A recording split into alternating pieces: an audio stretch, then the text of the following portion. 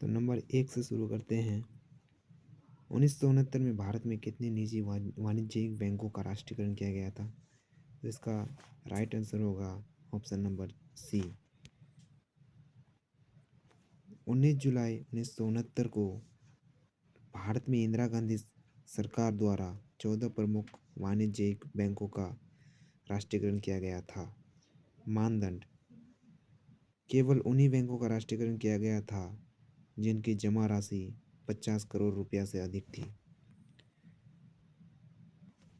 द्वितीय चरण: 15 अप्रैल 1980 को दूसरे चरण में 6 बैंकों का राष्ट्रीयकरण किया गया था जिनकी जमा राशि 200 करोड़ से अधिक थी। भारतीय स्टेट बैंक: ध्यान रहे कि एसबीआई का राष्ट्रीयकरण 1969 में नहीं बल्कि 1955 में हुआ था। इसे पहले इंपीरियल बैंक ऑफ इंडिया कहा जाता था। आरबीआई का राष्ट्रीयकरण: भारत रिजर्व बैंक यानी आरबीआई का राष्ट्रीयकरण 1 जनवरी 1949 को हुआ था। नारा: बैंकों के राष्ट्रीयकरण के दौरान क्लास बैंकिंग को मिस बैंकिंग में बदलने का लक्ष्य रखा गया था। उसके बाद अगला क्वेश्चन देखते हैं। सम्मी नृत्य भारत के किस राज्य का एक प्रसिद्ध लोक नृत्य है? तो इसका राइट आंसर होगा ऑप्शन नंबर बी, पंजाब के प्रसिद्ध लोक नृत्य। यह पंजाब का सबसे प्रसिद्ध पुरुष प्रधान नृत्य है जो बैसाखी के दौरान फसल कटाई में किया जाता है। उसके बाद अगला क्वेश्चन देखते हैं। गिद्दा यह महिलाओं द्वारा किया जाने वाला एक पारंपरिक नृत्य है जो सदियों और जो शादियों और त्योहारों के दौरान घेरा बनाकर किया जाता था। उसके बाद झूमर यह एक धीमी गति का नृत्य है जो विशेष रूप से शादियों में किया जाता है। उसके बाद अगला सम्मी यह पंजाब के आदिवासी समुदायों की महिलाओं द्वारा किया जाने वाला एक पारंपरिक नृत्य है। उसके बाद अगला देखते हैं। किकली यह युवा लड़कियों द्वारा दो दो की जोड़ी बनाकर हाथों में हाथ डालकर गोल घूमते हुए किया जाता है। मालवाई गिद्दा यह मालवा क्षेत्र का एक अनूठा नृत्य है जिसमें पारंपरिक गिद्दा के साथ साथ लोक वाद्य यंत्रों का प्रयोग किया जाता है। उसके बाद अगला देखते हैं। लुड्डी यह नर्तकियों द्वारा सिर के मूवमेंट और शारीरिक घुमावदार हलचल के साथ किया जाता है। उसके बाद अगला जागो यह आमतौर पर शादी के दौरान घर में खुशी मनाने के लिए किया जाने वाला नृत्य है। उसके बाद अगला क्वेश्चन आया था। सालवाई की संधि किस वर्ष हस्ताक्षर किए गए थे? तो इसका राइट आंसर हो जाएगा ऑप्शन नंबर बी 1782 को। इसका दिनांक 17 मई 1782 को हस्ताक्षर किया गया था। उसके बाद इनके बीच यह संधि मराठा साम्राज्य महादजी शिंदे के माध्यम से और British east India company Warren Hastings के प्रतिनिधित्व में की गई थी। उसके बाद ऐतिहासिक संदर्भ यह संधि प्रथम आंग्ल मराठा युद्ध फर्स्ट एंग्लो मराठा वॉर को समाप्त करने के लिए की गई थी। उसके बाद इसका मुख्य परिणाम इस संधि के बाद अंग्रेजों और मराठों के बीच लगभग 20 वर्षों तक शांति बनी रही। अंग्रेजों ने माधवराव द्वितीय को पेशवा के रूप में स्वीकार किया। उसके बाद सालसेट और भरूच जैसे क्षेत्रों पर अंग्रेजों का नियंत्रण बना रहा। इतिहास की परीक्षाओं में मराठा और अंग्रेजी से जुड़ी ये संधियाँ भी बार बार पूछी जाती है, तो आप लोगों को ये भी ध्यान रखना है। उसके बाद चलते हैं अगला। सूरत संधि रघुनाथ राव और अंग्रेजों के बीच हुई थी जिससे प्रथम आंग्ल मराठा युद्ध की शुरुआत हुई। उसके बाद पुरंदर की संधि बहुत ही इम्पोर्टेंट है, जो एग्जाम में पूछे जाते हैं। नाना फडणवीस और अंग्रेजों के बीच हुई थी। उसके बाद वसीन की संधि पेशवा बाजीराव द्वितीय और अंग्रेजों के बीच हुई, जिससे द्वितीय आंग्ल मराठा युद्ध की नींव रखी। देवगांव की संधि भोसले और अंग्रेजों के बीच हुई थी। उसके बाद अगला क्वेश्चन पूछा गया था, मानव शरीर का मुख्य समन्वय अंग कौन सा है? तो इसका राइट आंसर होगा ऑप्शन नंबर बी, मस्तिष्क। मुख्य मुख्य केंद्र मानव के शरीर में मस्तिष्क केंद्रीय तंत्रिका तंत्र का सबसे महत्वपूर्ण हिस्सा है। यह शरीर के सबसे स्वैच्छिक और अनैच्छिक कार्यों का नियंत्रण और समन्वय करता है। मस्तिष्क के 3 भाग होते हैं। पहला भाग सेरिब्रम, यह मस्तिष्क का सबसे बड़ा भाग जो याददाश्त, बुद्धि और तर्क के लिए जिम्मेदार है। उसके बाद दूसरा नंबर सेरिबेलम, यह शरीर का संतुलन और मुद्रा बनाए रखने में मदद करता है। उसके बाद अगला मेडुला ऑब्लंगेटा, यह श्वसन और हृदय गति जैसे अनैच्छिक क्रियाओं को नियंत्रित करता है। उसके बाद तंत्रिका कोशिका, यह तंत्रिका तंत्र की सबसे छोटी संरचनात्मक और कार्यात्मक इकाई है। उसके बाद अगला देखते हैं सुरक्षा। मानव मस्तिष्क कपाल के अंदर सुरक्षित रहता है और मेनिंजाइटिस नामक झिल्ली से घिरा रहता है। याद रखना है, मेनिंजाइटिस झिल्ली से मस्तिष्क घिरा रहता है। उसके बाद अगला क्वेश्चन चलते हैं। अगला क्वेश्चन पूछा गया था, पहली नेशनल जूडो चैंपियनशिप, राष्ट्रीय जूडो चैंपियनशिप किस वर्ष आयोजित की गई थी? तो इसका राइट आंसर हो जाएगा ऑप्शन नंबर बी, 1966। भारत पहली बार नेशनल जूडो चैंपियनशिप का आयोजन 1966 में किया था। आयोजक इसकी शुरुआत जूडो फेडरेशन ऑफ इंडिया यानी JFI के गठन के बाद हुई थी। JFI की स्थापना 1965 में हुई थी। उसके बाद जूडो फेडरेशन ऑफ इंडिया की स्थापना 1965 में की गई थी। इसका मुख्यालय नई दिल्ली में स्थित है। जूडो के जनक, जूडो की शुरुआत जापान में जिगोरो कानो द्वारा की गई थी। ओलंपिक में जूडो, पुरुषों के लिए जूडो को 1964 में टोक्यो ओलंपिक में शामिल किया गया था, जबकि महिलाओं के लिए इसे 1992 में आधिकारिक रूप से शामिल किया गया था। एशियाई खेल, भारतीय जूडो खिलाड़ियों ने पहली बार 1986 के सियोल एशियाई खेलों में पदक जीतकर अपनी पहचान बनाई थी। उसके बाद अगला क्वेश्चन चलते हैं, निम्नलिखित में से कौन सी एक प्रायद्वीपीय नदी है? तो इसका राइट आंसर हो जाएगा ऑप्शन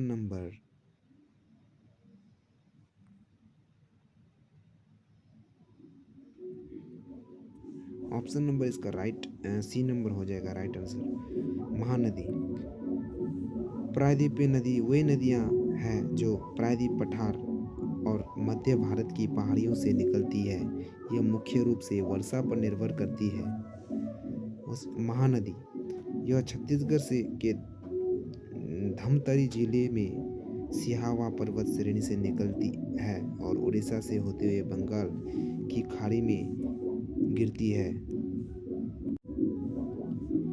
यह प्रायद्वीपीय भारत की प्रमुख नदियों में से एक है। अन्य प्रायद्वीपीय नदियां हैं गोदावरी, कृष्ण, कावेरी, नर्मदा और तापी। तो आप लोगों को ध्यान में रखना है इन सारी नदियों के नाम, आपको एग्जाम में कुछ भी पूछ सकता है। उसके बाद अगला पॉइंट चलते हैं।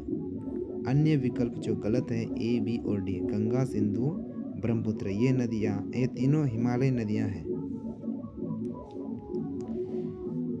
ये नदियाँ ग्लेशियरों हिमनद के पिघलने से निकलती है और इनमें पूरे वर्ष पानी रहता है, यानी इसे सदाबहार नदियाँ भी कहते हैं। परीक्षा की दृष्टि से महत्वपूर्ण अन्य तथ्य है हीराकुंड बांध। हीराकुंड बांध यह दुनिया के सबसे लंबे बांधों में से एक है जो महानदी पर ही बना है। ओडिशा का शोक। महानदी को अक्सर ओडिशा का शोक कहा जाता है क्योंकि इसमें आने वाली बाढ़ से बहुत तबाही होती है। और एक क्वेश्चन पूछ सकता है बिहार का शोक। बिहार का शोक कहा जाता है कोसी नदी को। कोसी को बिहार का शोक नदी कहा जाता है। तो आप लोगों को इस पॉइंट को भी याद रखना है। उसके बाद अगला क्वेश्चन चलते हैं, दक्षिणी गंगा किसे कहते हैं? गोदावरी को उसकी लंबाई और विस्तार के कारण दक्षिण गंगा या बूढ़ी गंगा कहा जाता है। पश्चिम की ओर बहने वाली नदियाँ, ये भी एग्ज़ाम में पूछे जाते हैं कि ऐसे तो हर नदियाँ पूरब की ओर यानी बंगाल की खाड़ी में गिरती है, लेकिन कुछ ऐसी नदियाँ भी हैं जो पश्चिम की ओर अरब सागर में गिरती है। तो उनका नाम याद रखना है, नर्मदा, तापी और कई सारी नदियाँ हैं जो अरब सागर में गिरती है। ऐसी प्रमुख नदियाँ प्रायद्वीपीय नदियाँ हैं जो पूर्व के बजाय पश्चिम अरब की ओर बहती है। उसके बाद अगला क्वेश्चन चलते हैं, जयपुर का प्रसिद्ध हवा महल मुख्य रूप से किस भगवान को समर्पित है? तो इसका राइट आंसर हो जाएगा भगवान श्री कृष्ण, यानी ऑप्शन नंबर 20 का राइट आंसर हो जाएगा। संरचना का प्रतीक। हवा महल की 5 मंजिला इमारत का आकार भगवान कृष्ण के मुकुट के समान बनाया गया है। इसका निर्माण 1799 में कछवाहा राजपूत शासक सवाई प्रताप सिंह ने कराया था, जो भगवान कृष्ण के परम भक्त थे। वास्तुकार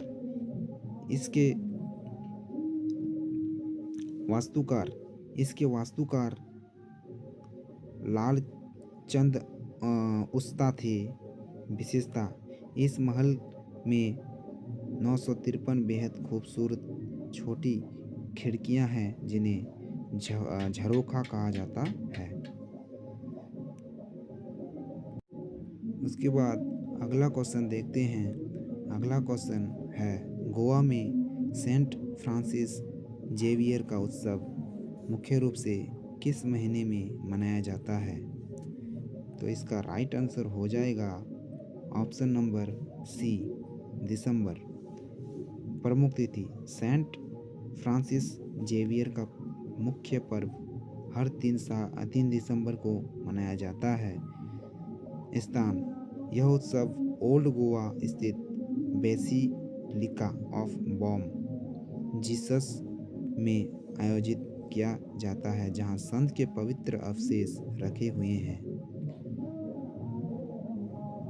नोवेना, मुख्य उत्सव से 9 दिन पहले प्रार्थना शुरू हो जाती है, जिसे नोवेना कहा जाता है।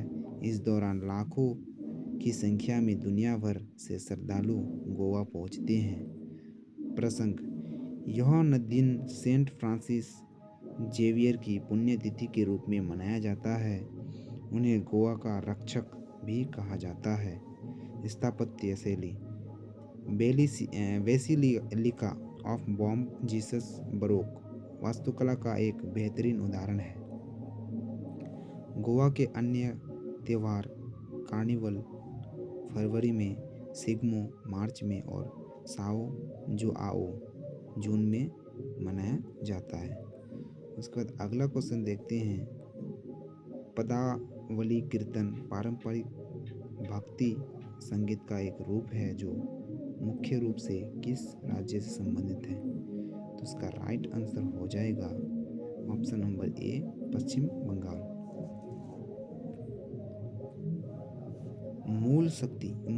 मूल और भक्ति। पदावली कीर्तन पश्चिम बंगाल की एक अत्यंत समृद्ध और पुरानी संगीत परंपरा है। यह मुख्य रूप से राधा और कृष्ण के प्रेम और उसकी उनकी लीलाओं पर आधारित है। वैष्णव आंदोलन, इसकी लोकप्रियता 15वीं और 16वीं शताब्दी में चैतन्य महाप्रभु के नेतृत्व में वाले वैष्णव भक्ति आंदोलन के दौरान बढ़ी। साहित्य, इसमें प्रयुक्त होने वाले पद महान कवियों जैसे चंडीदास, विद्यापति और खुद चैतन्य महाप्रभु के अनुयायियों द्वारा लिखे गए हैं।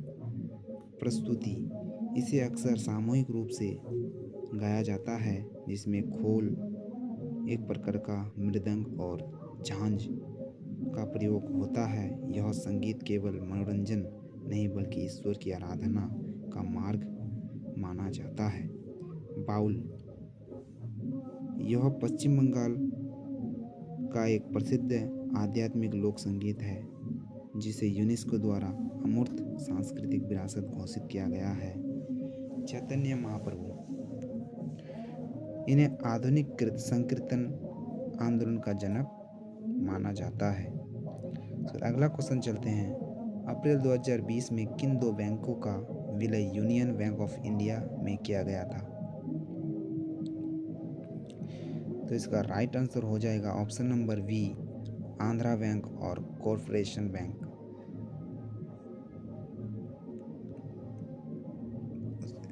प्रभावी तिथि, यह विलय 1 अप्रैल 2020 से प्रभावी हुआ था।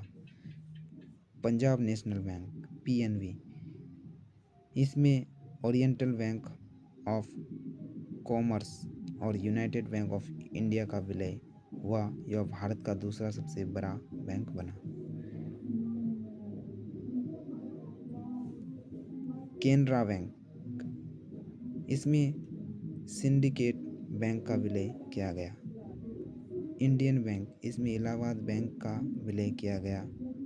बैंक ऑफ बड़ौदा, ध्यान रहे विजया बैंक और देना बैंक का विलय 2019 में बैंक ऑफ बड़ौदा में हुआ था। उसके बाद अगला क्वेश्चन चलते हैं। अगला क्वेश्चन है, अमिट या जिसे मिटाया ना जा सके के लिए सही वर्तनी शब्द चुनें। ये इंग्लिश का क्वेश्चन है, तो इसका राइट आंसर हो जाएगा ऑप्शन नंबर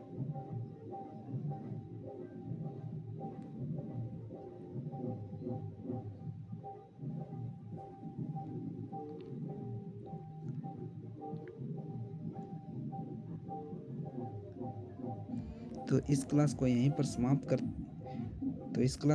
समाप्त करते हैं। अगले क्लास में हम लोग फिर मिलेंगे। तब तक के लिए बाय।